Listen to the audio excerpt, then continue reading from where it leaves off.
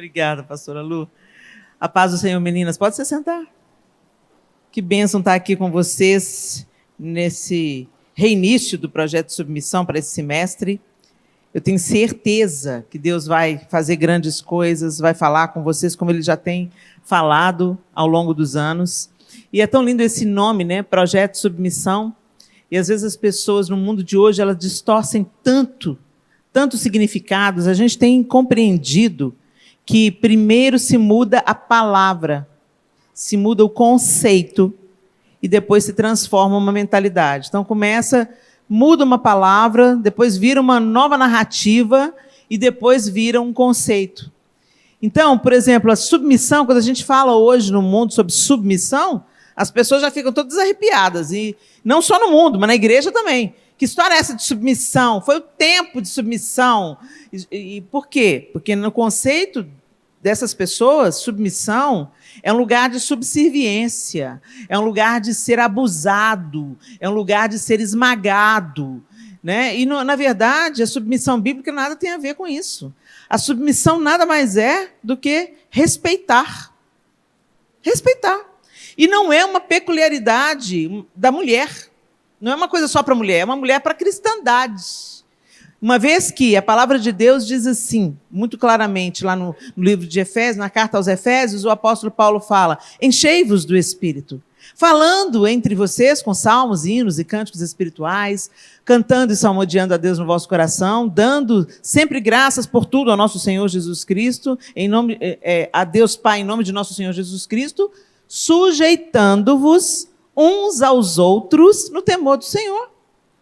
Então, uma coisa da cristandade, sujeitar um ao outro, respeitar um ao outro, entender que o outro é também amado por Deus, como eu sou amada por Deus, e que ele tem algo que ele pode me ensinar.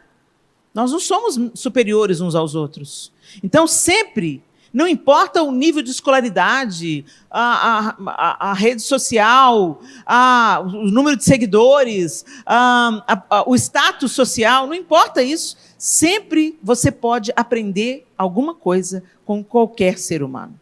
Então, o apóstolo Paulo traz isso, e saber que vocês têm um encontro que fala sobre como vocês podem se submeter a Cristo, antes de mais nada, e se sujeitar uns aos outros em amor, puxa, isso é precioso demais. E a gente realmente tem que firmar bem os nossos conceitos acerca daquilo que nós estamos crendo, porque a gente vai recebendo as distorções dos conceitos e deixa de viver o conceito real da palavra submissão, que é para cada um de nós. E aí, nesse recomeço, gostei dessa palavra, né, Lu? Nesse recomeço, o tema que foi colocado para ser trabalhado em obras, reforçando os fundamentos. Gente, como é importante a gente reforçar fundamento. Esse prédio, você olha para essas colunas, para essas paredes, o acabamento, a decoração, você acha tudo tão bonito, não é? Mas se os fundamentos não estiverem firmes, toda beleza vai ruir. No primeiro abalo, ou vai ruindo à medida que os pequenos abalos acontecem. Então, o fundamento tem que estar forte. A parte mais importante de uma casa é o alicerce. Não é o telhado, não são as paredes, não é o papel de parede, não é a perfumaria. A parte mais importante da casa ninguém enxerga. É o fundamento. Então, tem tudo a ver com a vida cristã, porque a gente tem visto hoje, gente, tantos falsos conceitos entrando na vida cristã com uma roupagem legal, com um aspecto legal, mas que pode trincar os fundamentos, que nada tem a ver com o fundamento. Então, todo tempo, a gente tem que revisitar o fundamento. Espera aí, isso aqui está na Bíblia? Isso aqui é correto? Isso está de acordo com o Espírito Santo? Com a palavra de Cristo? Com a Bíblia? É isso que é verdade? Essa crise, gente, não é atual. não é recente. A gente tem uma tendência de pensar que o nosso tempo é o pior tempo que a gente está vivendo, né? Em muitos aspectos é bem ruim o tempo que a gente está vivendo. Mas, gente, a maldade existe no mundo desde que o mundo é mundo, tá? Desde que o mundo é mundo, desde a queda, o mundo entrou nesse processo de declive moral, e aí a gente vai vendo as coisas sendo bagunçadas. Coisa ruim sempre existiu, desde a queda. Mas a gente vê para as coisas que estão acontecendo hoje e fala assim, não é possível. Não, eu falo isso, eu estou falando para vocês, porque muitas vezes eu falo isso. Eu não acreditei que eu fosse viver para ver uma coisa dessa acontecendo. Tem tanta coisa bizarra acontecendo e a gente pensa, não, é fake news, né? É brincadeira, né? Eles estão zoando, eles estão trollando a gente, mas não estão trollando, não é trollagem, é verdade. E você fica assim, meu Deus, quando você pensa que você já viu de tudo, aí eu lembro daquele meme, né? Tu vai ver coisa, meu filho, tu vai ver coisa. Pois é exatamente aí. E não era diferente no fundamento da igreja. Quando a igreja primitiva começou a nascer, quando os primeiros cristãos, os primeiros seguidores de Cristo começaram a espalhar a boa nova do Evangelho, o apóstolo Paulo, fundador de igrejas na Ásia, ele precisava de vir e mexe, corrigir as igrejas e instruir as igrejas como elas deveriam viver a vida cristã. Por quê? Vamos entender o panorama geral? Vamos fazer uma geralzona aqui. Helena, você vai explicar o óbvio, Helena? A gente já sabe dessa parte. Gente, mais do que nunca, o óbvio precisa ser dito. Mais do que nunca. O que parece que é óbvio, a gente está vendo que não é óbvio. Então, vamos retomar a história. Deus criou o mundo bom, perfeito, colocou nele homem e mulher, e ordenou a esse homem e mulher que fossem fecundos, se multiplicassem. E aí, só colocou uma restrição. Vocês não vão comer da árvore do conhecimento do bem e do mal. É a única árvore que vocês não podem comer. É a árvore do conhecimento do bem e do mal. E o que aconteceu? Vem a serpente, tenta a mulher, e aí você fala assim, gente, mas isso é uma história da carochinha. Gente, isso não é uma história da carochinha. Se eu vou relativizar a Bíblia, então, vai viver outra religião. Vai arrumar outra coisa para você fazer na vida. A Bíblia é a palavra de Deus ou ela não é a palavra de Deus? A gente acredita em tantas fábulas, a gente acredita em tanto sincretismo religioso, mas o que a Bíblia diz a gente questiona. Até que a ciência aponta para alguma coisa, né? Saiu agora aí uma notícia bombástica, para mim novidade nenhuma, né? De que o ser humano veio de um mesmo ancestral e não era um macaco. De uma mesma ancestral, uma mulher. Veio de uma mesma ancestral, uma mulher. Foram voltando o DNA, as pesquisas vão crescendo cada vez mais. Uau! Parou aonde? Na mulher. Que coisa, né? Chocada. Então não é fábula não, gente. E a gente caminha por fé. Caminhar por fé é isso, é crer na palavra de Deus e é crer que na palavra de Deus tem informações cruciais para a nossa vida hoje aqui. Se todo mundo no mundo tivesse vivendo a Bíblia, não estava a bagaça que está hoje. Hashtag fica a dica. Então, esse livro, ele é sobrenatural, escrito em 1500 anos, por 40 autores diferentes. E eles têm uma mensagem linear que apontam para o Messias de Deus, Jesus Cristo. Olha que piração isso, gente. Ciro, o homem que Deus levantou como libertador do povo de Israel, foi profetizado, Deus falou sobre Ciro 400 anos antes dele nascer, dele existir. E deu nome para ele, o meu servo Ciro. E nem israelita ele era, nem do povo, nem judeu ele era, nem do povo de Deus ele era. Mas Deus levantou Ciro e usou Ciro para livrar o povo de Israel do cativeiro. Então você vê a Bíblia prometendo e cumprindo, quanto a gente começa a ler a Bíblia. E entendendo a Bíblia, buscando literatura de apoio, porque às vezes uma tradução não adequada dificulta a nossa compreensão da Bíblia. Hoje eu vou usar com vocês a nova versão transformadora, a NVT. É uma linguagem super acessível, super fácil da gente entender. E houve muito trabalho de pesquisa, vários concílios, para que se chegasse à conclusão de que esse é um livro sagrado, é um livro sobrenatural, escrito em 1500 anos por 40 autores diferentes, em épocas diferentes, em culturas, em contextos culturais diferentes, e que tratam de uma mesma mensagem. Profetiza e cumpre, profetiza e cumpre, profetiza e cumpre. É um livro fascinante. E quanto mais eu estudo a Bíblia, mais apaixonada eu fico, mais convicta eu fico, mais fortalecida eu fico. É por isso que quando você começa a ler a Bíblia, te dá um sono desgraçado. Te dá uma preguiça, um desânimo. Aí você olha assim para a Bíblia e fala, não estou entendendo nada. E desanima, deixa para lá. É exatamente isso que o diabo quer, que você não entenda coisa nenhuma. E que você continue na ignorância.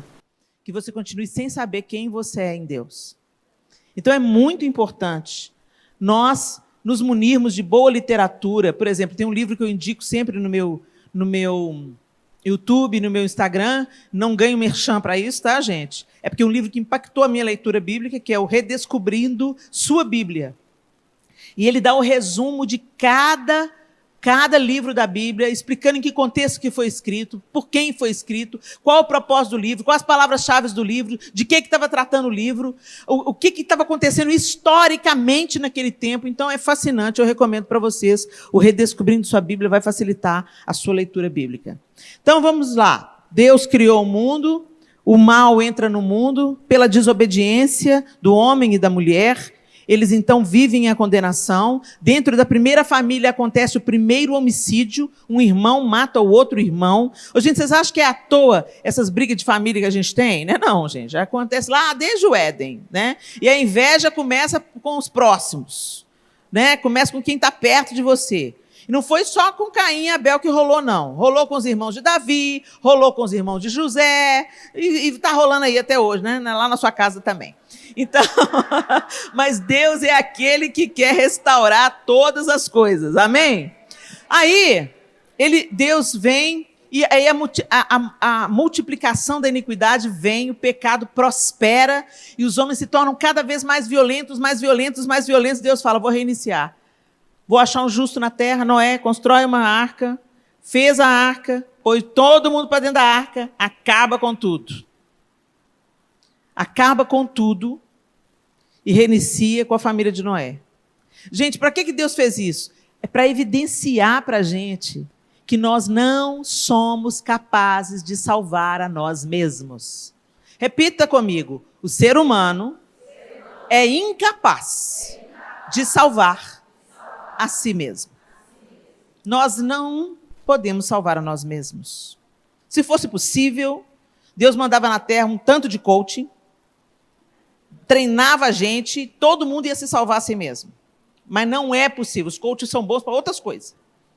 São uma bênção para te fazer melhorar no emprego, para fazer você, às vezes, afastar alguns maus hábitos, para você acreditar mais no seu potencial. São ótimos para outras coisas, mas não para nos salvar.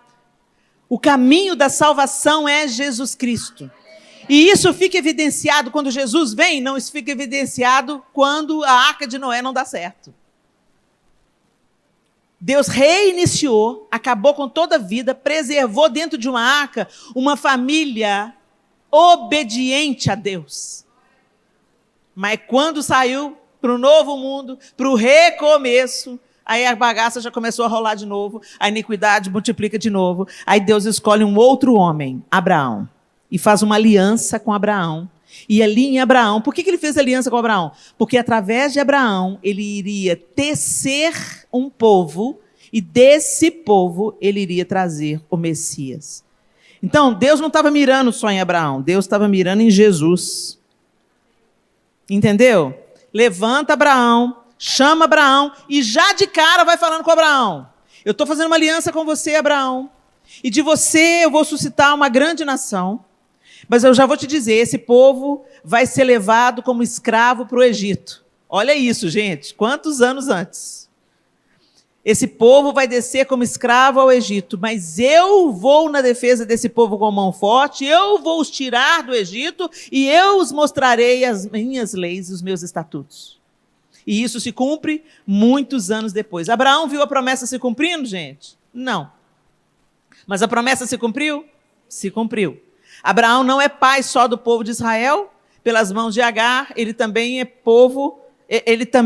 pai dos filhos de Ismael, que hoje é o Islã, e também pai de nós, gentios, que fomos enxertados na videira através de Jesus Cristo. Então, realmente, a descendência de Abraão é tão numerosa como a areia da praia. A promessa de Deus se cumpriu ou não? Se cumpriu. E aí, no tempo adequado, Deus vai lá, tira o povo com a mão forte do Egito, leva o povo para o Sinai, ensina o povo os seus mandamentos e estatutos. Aí entra o nosso código de conduta, até hoje, né? Aquelas leis lá que Deus deu para Moisés, regeram por muito tempo o Código Penal das nações. Os fundamentos dos direitos humanos são a Bíblia, você sabia disso? Hoje o pessoal dos direitos humanos, às vezes, atravessa a Bíblia. Mas o que fundou os direitos humanos que regem as nações foi a Bíblia. Pasmem, mas é verdade. Muito bem. E aí, Deus estabelece estatutos, aquele povo começa a viver na lei e, mais uma vez, o povo fracassa. Fala comigo, o povo fracassa. Porque a gente não consegue ser bom o tempo todo, gente. Ninguém é bom o tempo todo. Você pode ser uma pessoa de boa conduta. Você pode ser uma pessoa de bom caráter. Você pode ser uma pessoa que gosta da verdade, que preza pela honestidade. Mas eu vou dizer uma coisa para vocês. Porque muitas vezes eu já desejei no meu coração, extirpa Jesus, tira da face da terra. E isso mostra o meu coração. Você acha que Deus se agrada disso? Que a gente queira fazer justiça com as nossas próprias mãos? Para começar, já é orgulho, porque você se sente superior ou menos pecadora. A gente se sente melhor, e a gente não é. Aí é que pega, gente. Não é porque o nosso pecado é diferente do pecado do outro que a gente é superior. A gente não é. Aí a gente se depara com o nosso real estado. Meu Deus, eu sou pecadora. Eu sou incapaz. E eu entendo a oração do apóstolo Paulo. O bem que eu quero não faço, mas o mal que eu não quero é esse que eu faço. Eu não quero pensar mal. Eu não quero desejar o mal. Mas quando eu vejo um inocente preso, parece que o mundo está de ponta cabeça. Mas isso serve para a gente enxergar nossa face oculta no espelho. Como a gente é mal, gente. Como a gente não é parecido com Jesus. A gente está sendo trabalhado na vingança. A gente quer vingança. Jesus, volta, mostra o seu poder. Volta aí, Jesus! Enquanto a gente estiver com esse coração, ele não volta não, gente. Vocês estão entendendo? Enquanto os nossos olhos, a nossa esperança e a nossa justiça, a nossa confiança, o nosso descanso não estiverem em Cristo, socorro, Deus. Essa é a música. Socorro, Deus. Porque quando eu olho para a minha condição, quando eu olho para as tramas mentais que eu faço, Senhor, pega. Que não durma e não acorde. Não precisa de doer, não precisa de sofrer. Só promove para o inferno, né? Vocês entenderam? Eu estou expondo meu coração peludo para vocês. Estou expondo meu coração feio. Porque não tem do que a gente se gabar, gente. Isso não é cristão. Isso não se parece com o nosso mestre. E aí a gente vê a evidência de que nós não podemos salvar a nós mesmos. E eu não posso salvar vocês. Por isso que eu vim aqui confessar o meu pecado. Se você, nossa, Helena é uma mulher de Deus. Eu sou uma mulher de Deus pela misericórdia dele. Pela bondade dele, pela graça dele. Porque eu acabei de expor para vocês o meu feio coração. Então, vocês entenderam? É pela graça que Deus me usa. Não é porque eu sou boazinha. É pela misericórdia dele, porque ele tem um propósito. E os planos de Deus não serão frustrados pela nossa limitação.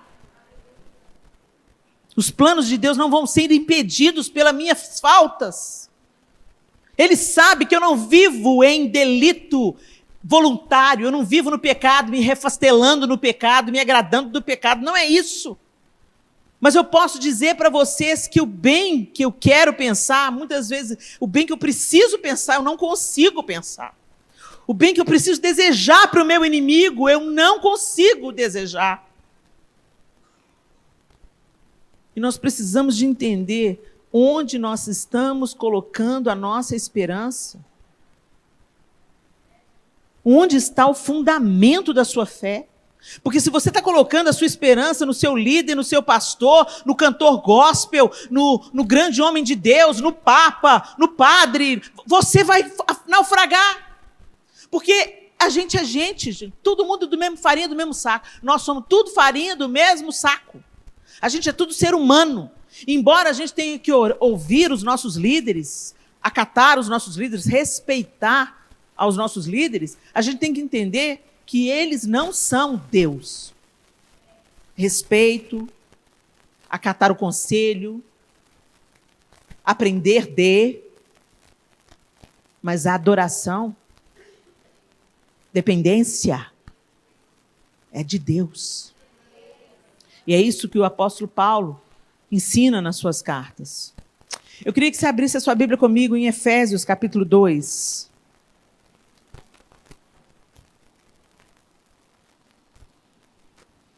E no capítulo 2 de Efésios, o apóstolo Paulo, ele falando à igreja em Éfeso, ele dá essa carta tão coincidente com o nosso tempo, com os nossos dias. Eu queria ler com vocês. Efésios 2, a partir do versículo 1, diz assim. Eu vou usar a NVT. Então, se estiver difícil você concatenar o que está na sua tradução e a minha, para e presta atenção na que eu estou lendo, tá bom? Vocês estavam mortos por causa de sua desobediência e de seus muitos pecados, nos quais costumavam viver, como o resto do mundo, obedecendo ao comandante dos poderes do mundo invisível. Pausa aqui. Você lembra quando você não ia em igreja nenhuma, não lia a Bíblia, estava vivendo a sua vida? Você cantava umas músicas, fazia umas coisas, escutava umas conversas, usava umas roupas, e para você estava tudo jóia, tudo normal. Aí hoje, quando você escuta as músicas que você escutava, vê as fotos das roupas que você vestia, lembra das conversas que você tinha, reassiste um filme que você amava naquele tempo, que você agora via. Você fala, meu Deus do céu, eu não acredito que eu via isso. Não acredito que eu vestia isso. Meu Deus, como é que eu não via? Quem já teve essa experiência aqui? Deixa eu ver. Então você vai entender plenamente o que eu estou falando. Literalmente é isso. Você estava morto no seu delito e no seu pecado. Morto não vê. Morto não sabe. Vocês estavam mortos por causa da sua desobediência e dos seus muitos pecados. Então você não sabia. Então hoje quando você vê uma pessoa, às vezes você vê uma menina com uma roupa muito sensual, com apelo, com palavrão na boca, com gestos obscenos, e vai para a cama com um, vai para a cama com outro. Não é possível que ela não vê que ela está se destruindo. Não vê mesmo. Ela não vê. Porque morto não vê. Então a gente tem que ter essa compreensão que o apóstolo Paulo já... Vocês estavam mortos por causa da sua desobediência e de seus muitos pecados, nos quais costumavam viver. Estava tudo normal, era o seu modo de vida. Como o resto do mundo, obedecendo ao comandante dos poderes do mundo invisível. Quem é o comandante dos poderes do mundo invisível? Vocês sabem, Satanás. Ele é o espírito que opera no coração dos que se recusam a obedecer. Gente, não tem em cima do muro. Ou nós vivemos a vida de Cristo, ou nós vivemos a proposta de Satanás. Não tem em cima do muro. As pessoas podem estar ignorantes disso, mas não tem em cima do muro. E ele continua, todos nós, aí ele se inclui, eu também era assim. Vocês lembram do apóstolo Paulo? O problema dele não era o pecado da prostituição, o problema dele era o pecado do zelo. Eu vou matar tudo que se levanta contra o Deus que eu conheço. Esse Jesus aí está causando uma desordem, eu quero matar Jesus. Não podia matar porque ele já estava morto e ressurreto. Então o que ele queria matar? Tudo que representava Jesus. Jesus foi lá e alcançou o apóstolo Paulo. Não é à toa, não é uma coincidência que Paulo tem escamas nos olhos, pela visão que ele teve, a luz o cegou, e depois as escamas, quando Ananias vem orar por ele, as escamas dos olhos de Paulo caem. E isso não é só físico, foi uma simbologia do que estava acontecendo no espírito de Paulo. Ele não via e passou a ver. E uma vez que ele passou a ver, ele mudou radicalmente de direção e de modo de viver. Por isso ele se inclui aqui. Todos nós vivíamos desse modo, seguindo os desejos ardentes e as inclinações de nossa natureza humana. Éramos, por natureza, merecedores da ira, como os demais. Todos nós éramos merecedores da ira de Deus. Verso 4. Mas Deus é tão rico em misericórdia e nos amou tanto que, embora estivéssemos mortos por causa de nossos pecados, Ele nos deu vida juntamente com Cristo. É pela graça que vocês são salvos. Vou repetir. É pela graça que vocês são salvos. Pois Ele nos ressuscitou com Cristo e nos fez sentar com Ele nos domínios celestiais, porque agora estamos em Cristo Jesus. Portanto, nas eras futuras, Deus poderá apontar-nos como exemplos da riqueza insuperável de sua graça, revelada na bondade que Ele demonstrou por nós em Cristo Jesus. Vocês são salvos pela graça por meio da fé. Isso não vem de vocês, é uma dádiva de Deus. Não é uma recompensa pela prática de boas obras, para que ninguém venha a se orgulhar, pois somos obra-prima de Deus, criados em Cristo Jesus, a fim de realizar as boas obras que Ele de antemão planejou para nós. Então entenda, você foi salvo porque você é bonzinho? Você continua salvo porque você pratica a obra de caridade? Alguma coisa que você faça pode te salvar? Você é salvo pela dádiva de Deus. Deus quis te amar. Deus abriu a porta para todos. Não por aquilo que a gente faz, para que ninguém se orgulhe. Aí a gente lembra de quem? Dos fariseus. Vocês lembram dos fariseus?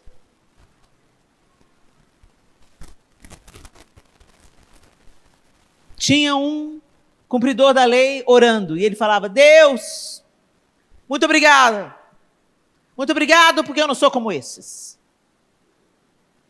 Eu dou o dízimo, eu jejuo e eu oro. Enquanto isso, o pecador estava lá, na mesma oração. Oh, Deus, ser propício a mim, pecador, porque eu não tenho dignidade para nada. E Jesus pergunta para os seus discípulos: quem que vocês acham que foi justificado? O cara que já achava que era bom? Ou aquele que tinha consciência dos seus muitos pecados e estava suplicando pela misericórdia de Deus? O que ocorre? Quando a gente vem para a igreja, a gente tem uma experiência com Cristo, vem para a igreja, não sei como é que foi a sua. Aí Deus transforma a sua vida. Você não veste mais daquele jeito, você não conversa mais aquelas coisas, você não sente mais vontade de fazer certas coisas que você fazia. Você se lembra de como você era e fala assim: uau, não sou mais aquela pessoa, eu nasci de novo, minha vida mudou. Glória a Deus, mas ao invés de nós darmos glória a Deus realmente por isso, a gente começa a se gabar disso. E a gente começa a achar que a gente é melhor do que os outros, ou mais limpinho do que os outros, porque a gente é evangélico. Deixa eu te falar, você não é melhor do que ninguém porque você é evangélico. Você deveria ser mais misericordioso, mais consciente da sua limitação. Porque você conhece a palavra de Deus. E quanto mais a gente conhece Jesus, mais a gente fica: Jesus, como é que o Senhor pode me amar, Jesus? Sou carne de pescoço, Jesus. E o Senhor continua me amando. Que amor é esse? E nessa troca, nessa paixão, a gente quer viver as boas obras. Não porque elas vão nos justificar, mas porque não tem outro jeito de viver. Eu fui alcançada pela misericórdia de Deus, então eu quero ser misericordiosa também. Eu fui alcançada pelo amor de Deus, então eu quero amar o meu próximo também. Essa deveria ser a nossa motivação, porque Deus me amou, eu também quero amar o meu próximo. Porque Deus me perdoa todos os dias, eu também quero perdoar o meu próximo. Porque Deus tem paciência comigo, eu também quero ter paciência com o meu próximo. Vocês estão entendendo, gente? É uma resposta natural de quem ama.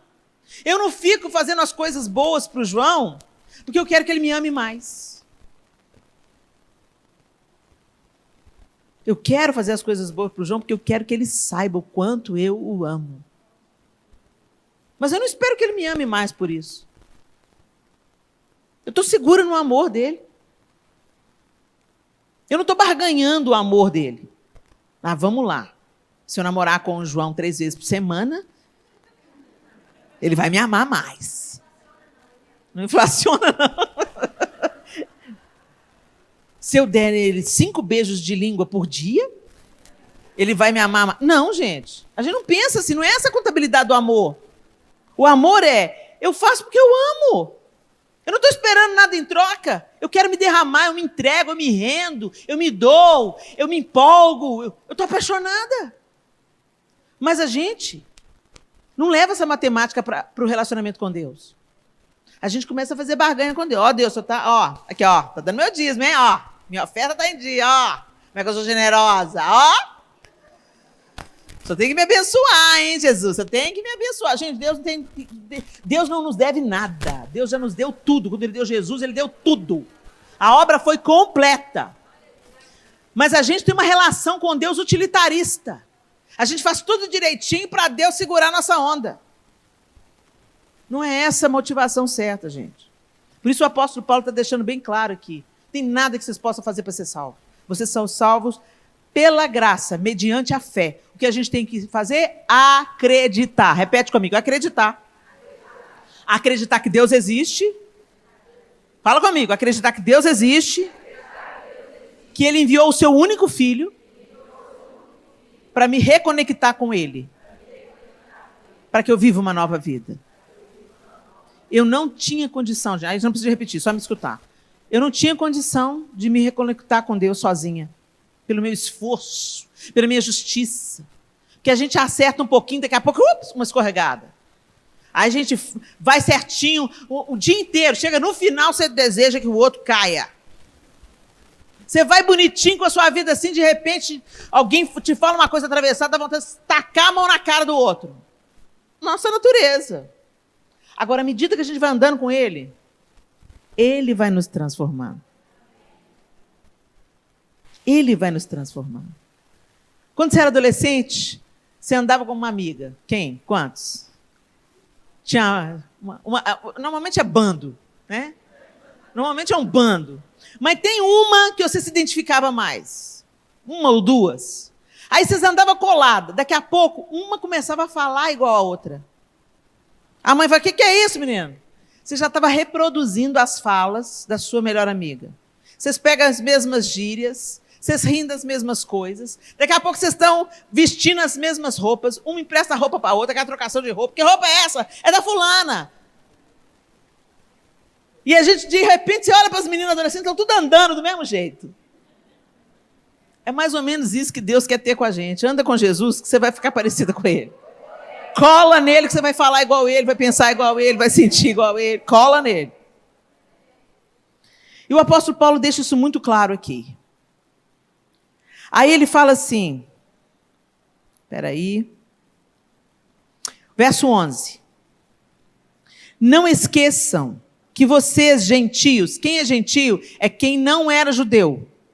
Quem não nasceu judeu. Quem não nasceu no povo de Deus. Não esqueçam que vocês, gentios, como a igreja que se reunia em Éfeso e como essa igreja aqui hoje. Tem alguém aqui com ascendência judia? Deixa eu ver. Tem alguém aqui que é judeu? Uma. Mais alguém? Não. Então, gentios é quem não nasceu judeu. Certo? Beleza. Não esqueça que vocês, gentios, eram chamados de incircuncidados pelos judeus, que se orgulhavam da circuncisão, embora ela fosse apenas um ritual exterior e humano. Naquele tempo, vocês viviam afastados de Cristo, não tinham os privilégios do povo de Israel e não conheciam as promessas da aliança. Viviam num mundo sem Deus e sem esperança. Era esse o estado dos gentios, gente. Agora, presta atenção, agora, porém, estão em Cristo Jesus. Antigamente estavam distantes de Deus, mas agora foram trazidos para perto dele por meio do sangue de Cristo. Porque Cristo é nossa paz. Ele uniu judeus e gentios em um só povo ao derrubar o muro de inimizade que nos separava. Ele acabou com o sistema da lei, com seus mandamentos e ordenanças, promovendo a paz ao criar para si, desses dois grupos, uma nova humanidade. Assim, ele os reconciliou com Deus em um só corpo, por meio de sua morte na cruz, eliminando a inimizade que havia entre eles. Ele trouxe essas boas novas de paz, tanto a vocês que estavam distantes dele, como aos que estavam perto, aos judeus. Agora, por causa do que Cristo fez, todos temos acesso ao Pai pelo mesmo Espírito. Gente, isso parece tão óbvio quando a gente lê. Quando a gente lê, todo mundo entendeu o texto? Todo mundo entendeu o que Paulo está falando? A linguagem está bem fácil, não está de entender? Mas na prática a gente não entende isso. A boa nova do Evangelho não é sobre frequentar uma comunidade de fé. A boa nova do Evangelho é que eu estava condenada à morte. Eu estava separada de Deus irremediavelmente. Eu não tinha condições com a minha bondade de me aproximar de Deus. Ele manda o caminho, a verdade e a vida. Por isso que Jesus fala, eu sou o caminho, a verdade. Gente, deixa a criança, olha para cá. Deixa a criança, olha para cá. Eu sou o caminho, a verdade e a vida.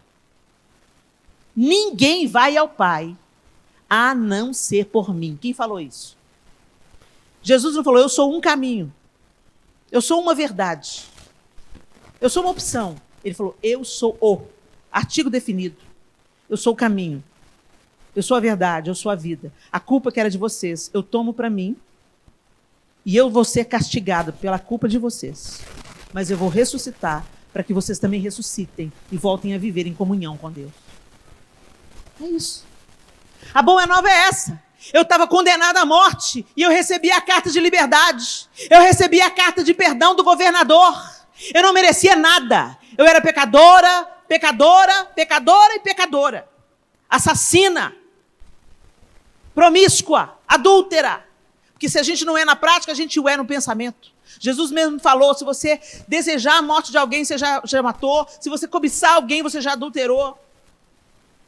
Isso mostra a nossa incapacidade, mais uma vez. Mas ele fala, mas eu vim para que vocês tenham vida. E vida plena, vida real, vida em comunhão com Deus. Gente, isso é uma notícia maravilhosa. Eu não merecia nada e ganhei tudo. Eu merecia a morte e ganhei a vida. Então as pessoas não vão para o inferno porque Deus é mau, não, gente. As pessoas vão para o inferno porque elas desprezam a graça de Deus. Elas recebem a carta do perdão e rasgam. E continuam entregues aos seus delitos, aos seus pecados, preferindo os seus próprios prazeres a viver em comunhão com Deus. É uma escolha que o homem faz. É uma escolha. Deus tenha misericórdia de nós.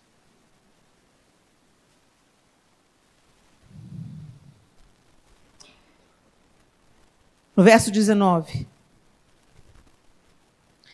No 18, então, ele fala, agora, por causa do que Cristo fez, nós temos acesso ao Pai, pelo mesmo Espírito. O mesmo Espírito que ressuscitou Jesus dos mortos habita em você. Tem o poder de te regenerar, tem o poder de te santificar, tem o poder de te conduzir pela misericórdia e pelo trabalho constante em você, a comunhão com Deus e ao lar celestial. A obra toda foi Jesus que fez. Nós só recebemos e nos deixamos ser conduzidos pelo Espírito. Vocês entendem isso? E ele fala no verso 19: portanto, vocês já não são estranhos e forasteiros, mas concidadãos do povo santo e membros da família de Deus. Juntos somos sua casa. Nós somos sua casa. Não é a parede que é a igreja. Não é o piso que é a igreja. Não é o teto que é a igreja. Nós somos a igreja. Nós somos as pedras vivas. Edificados sobre os alicerces dos apóstolos e dos profetas. E a pedra angular é o próprio Cristo Jesus. Ele que dá forma a tudo. Nele tudo começa. Não há outro fundamento, só Cristo. Nele somos firmemente unidos, constituindo um templo santo para o Senhor. Por meio dele, vocês também estão sendo edificados como parte dessa habitação, onde Deus vive por seu Espírito. Presta atenção. Deus não habita em templos feitos por mãos de homens. Deus habita os homens. O Espírito Santo de Deus mora em você. E para que ele mora em você? Você pensa que você discerniu Cristo com seu intelecto. Você não discerniu Cristo com seu intelecto. O Espírito Santo te apresentou Jesus. Você foi convencido pelo Espírito da existência de Jesus, do poder de Jesus, da misericórdia de Jesus, da dádiva de Deus em Cristo Jesus. Então, de que a gente tem que se gabar? De nada. Nós não temos nada de que nos gabar. O apóstolo Paulo fala na carta aos Filipenses: se eu tenho que me gloriar em alguma coisa, que eu me glorie em Cristo. Ele é o motivo, ele é a pedra angular. E depois de ter feito tudo, de ter cumprido o sacrifício, e de ter nos apresentado diante de Deus agora, para vivermos diante dele, ele envia o Espírito Santo e ele fala: enquanto eu vou, eu mando para vocês o Consolador, e ele vos ensinará todas as coisas. Então o Espírito Santo está em você para te selar para a salvação no dia final e para te aperfeiçoar, para formar Cristo em você. É isso que o apóstolo Paulo fala na carta aos Gálatas: eu estou gemendo até que o Espírito forge Jesus em vocês. Será que Jesus está sendo formado em nós, minhas lindas? Que é isso que é ser cristão? Cristo vivendo em nós. Por causa da história que a gente não faz nada para ser salvo, tem um tanto de crente negligenciando o próximo.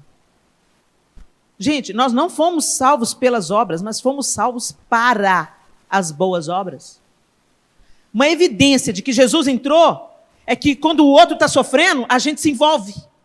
Uma evidência de que Jesus tem nos aperfeiçoado é que eu não vou ficar deitado eternamente em berço esplêndido enquanto a minha vizinha está apanhando do marido.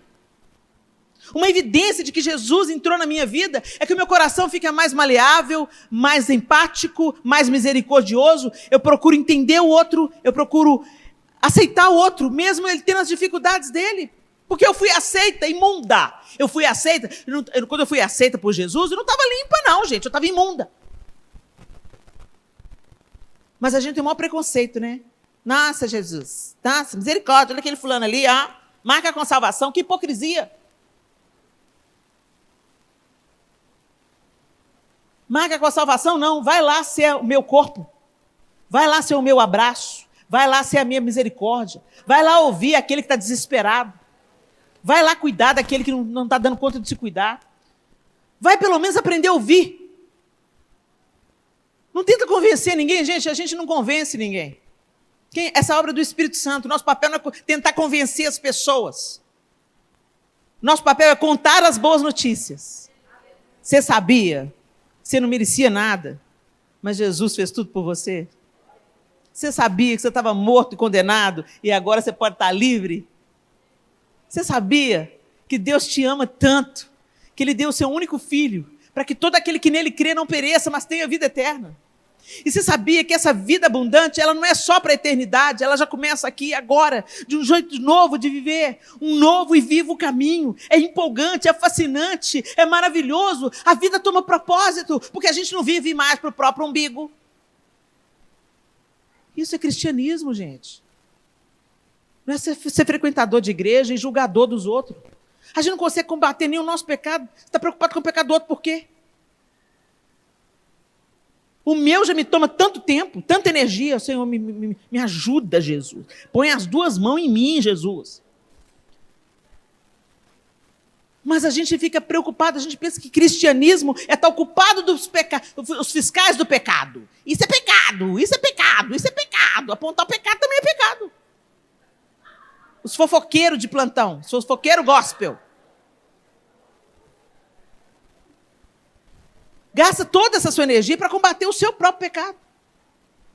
Ô, Senhor, eu estou muito invejosa. É, gente, porque a gente, né? A gente pensa que pecado é só o que aparece, né? A irmã entra com uma mini saia e todo mundo fica indignado. Mas as línguas estão tudo compridas.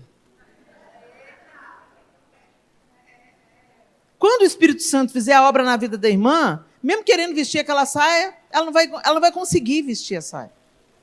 Mas enquanto o Espírito Santo não fizer a obra, não é você que vai fazer, linda. Então cuide da sua vida, cuide do comprimento da sua saia. Você pode ensinar, você pode instruir. Você pode dizer que o código de vestimenta, ele pode abrir portas e fechar portas. Você pode ensinar que roupa é comunicação. E que, às vezes, algumas portas vão se fechar para você, porque você está comunicando uma imagem destoante daquela que você realmente quer comunicar. Ou, de repente, você vai atrair uma pessoa para te consumir, e não para te amar e te respeitar como você merece ser amada e respeitada. Enfim, né? Agora, para com esse discurso hipócrita. Porque fica falando da saia curta da irmã, mas a língua não cabe dentro da boca. Isso é hipócrita. E é isso que o Senhor quer mudar na nossa vida, gente. Jesus quer fazer uma mudança em nós de dentro para fora. Ele quer nos ensinar a amar o próximo como nós fomos amados por Ele. E foi esse o padrão. Jesus elevou muito o padrão, gente. Ele falou, como eu vos amei, que vos ameis uns aos outros. Ele não me amou quando eu tinha condição de ser amado. Ele me amou na minha rebelião, na minha obstinação, na minha dor. Ele me amou no meu senso de rejeição. Ele me amou invejosa,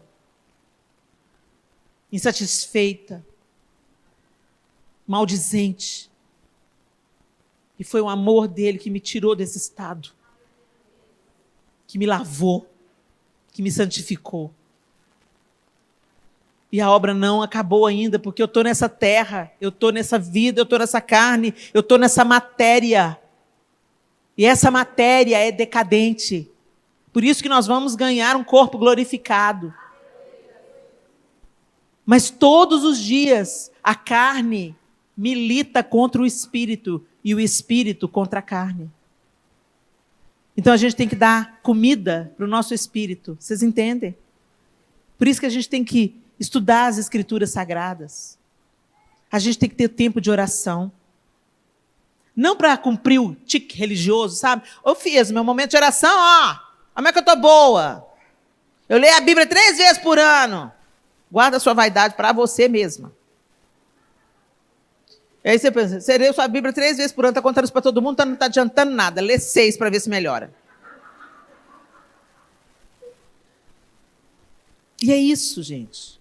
Aí a gente sabe, quando você pensa que não, aquelas reuniões de família que você queria dar uma voadora em todo mundo, você já não sente mais vontade de dar voadora em ninguém.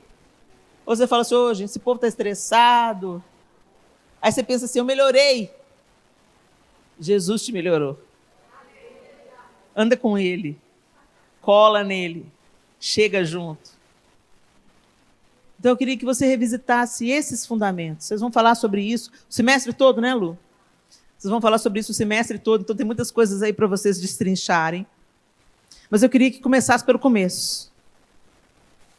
Você sabe que nós não somos merecedores, porque mesmo tentando fazer o bem, a gente também faz o mal em pensamentos. E às vezes até em atitudes. Mesmo nos esforçando, tem uma situação ou outra que a gente esbarra nela e que mostra que nós não somos capazes de salvar a nós mesmos. Por isso Deus enviou o seu Filho, Jesus Cristo, que morreu a nossa morte, foi moído pelas nossas transgressões. E é por isso que somos aceitos por Deus. Eu tenho uma boa notícia para te dar. Você é aceita por Deus. Ele te ama. Do jeito que você está agora. Ele te ama exatamente como você está. Mas Ele te ama tanto que se você deixar, Ele vai te transformar. Para o seu próprio bem. Porque você viver uma vida de santidade, de abnegação, de entrega, uma vida leve, uma vida amorosa, não vai tornar Deus mais santo e mais poderoso. Ele é. Mas você certamente vai colher os frutos de viver uma vida com um propósito maior, que é o propósito de Deus. Vai te tirar de tanta encrenca, gente. Vai evitar tanta dor desnecessária, tanto desespero. Então não se contente com a religião, não. A religião mantém a gente na superfície, nas reuniões. Vem para o relacionamento, onde você ama Jesus na igreja e ama Jesus 24 horas por dia, 7 dias por semana.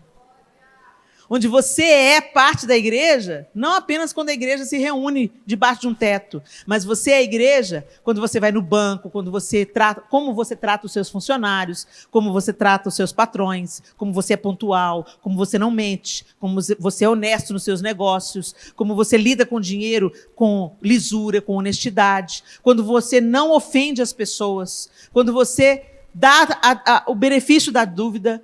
Em todo o tempo você é o corpo de Cristo, e derrama a presença de Cristo por onde você for. Feche seus olhos. Eu queria que você fizesse aí de olhos fechados. Eu peço para fechar os olhos, não é uma coisa mística, não. É para você não se distrair com outras coisas.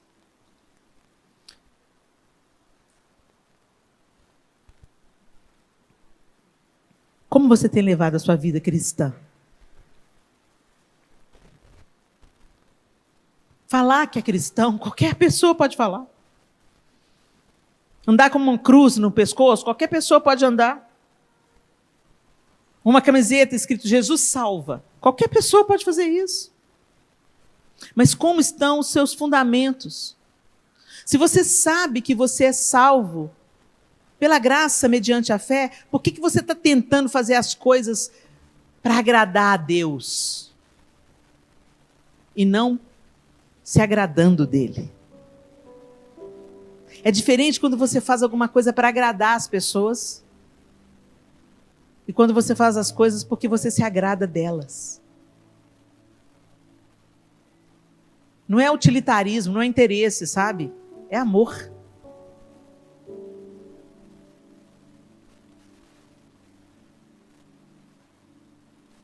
Às vezes a gente entra e sai na igreja, entra e sai na igreja, entra e sai durante anos, e continuamos mesquinhos, egoístas, rancorosos. Eu confessei para vocês aqui hoje o meu pecado, de ira, de justiça própria. E tem tanto ainda para eu caminhar, gente. Mas quando eu olho para trás, é muito bom saber que eu não sou mais aquela mulher. Que o Senhor tem me transformado dia após dia, de fé em fé, de glória em glória. Que a vereda do justo é como a luz da aurora, ela brilha mais e mais, até ser dia perfeito. Cada dia um pouquinho mais. É isso que o Senhor quer fazer em nós. A gente fala que acredita em Deus com as nossas canções, mas a gente não lê a Bíblia. A gente canta, é que a sarça pegou fogo e não se consumiu. Eu não aguento mais essa música, gente, desculpa. Porque fala, atraídos pela sua presença, não me vejo sem a sua presença. Mentira. Muitos de nós passam a semana inteira sem dirigir a palavra ao Senhor. E fala que não se vê sem a presença dele. Fala que está atraído por ele. A gente maratona Netflix, mas não abre a Bíblia uma vez por semana. E fala que está atraído pela presença dele. Tem misericórdia de nós, Senhor. E eu não vim aqui para trazer acusação sobre ninguém aqui. Eu vim só para te ajudar a fazer uma autoavaliação. A gente precisa, gente, de recalcular a rota. Que às vezes o GPS da vida manda a gente para um caminho completamente torto e a gente vai sem nem perceber. Checa a rota de novo. Checa o GPS de novo. Para onde você está indo, minha linda? Será que é para o céu mesmo? Vivendo uma vida egoísta? Autocentrada? Sem comunhão com o Espírito Santo? Sem comunhão com Deus? Sem leitura das Escrituras Sagradas? Sem busca por quem Deus é? Sem manifestar o fruto do Espírito? Será? E se olhando esse GPS você descobrir que está distante, recalcula a rota e volta. E volta. Volta ao primeiro amor. Eu gosto dessa palavra, volta ao primeiro amor. Porque o primeiro amor, um amor fresco, ele é interessado. Eu me lembro quando eu comecei a namorar, que eu tinha que falar com o João pelo menos 2 vezes por dia no telefone. Não tinha celular, não tinha mensagem, era telefone fixo. O primeiro amor busca o outro.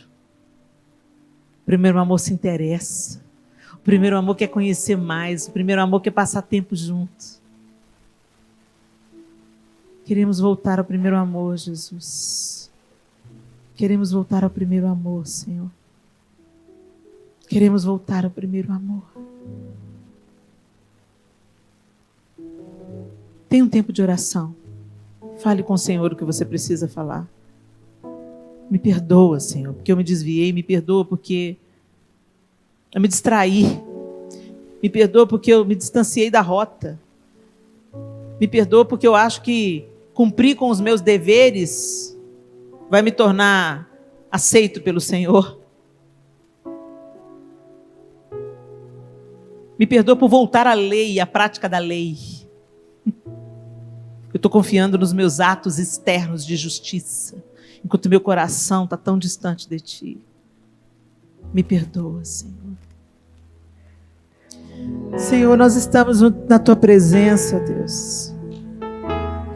Nós estamos no Teu altar, Senhor.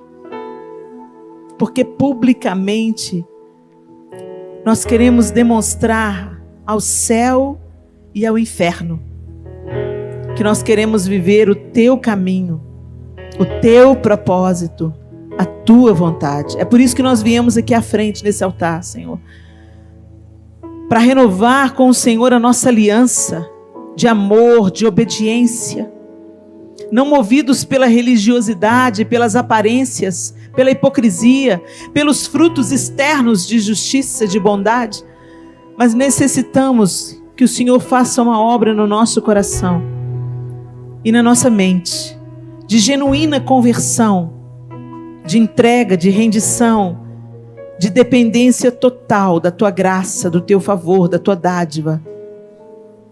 Nós queremos nos render no Teu altar nessa noite e dizer: trabalhe em nós, Espírito Santo, até que Cristo seja formado em cada um de nós. Que os gestos, as palavras, os pensamentos, os sentimentos que há em nós manifestem Cristo. Afasta de nós a hipocrisia, Senhor.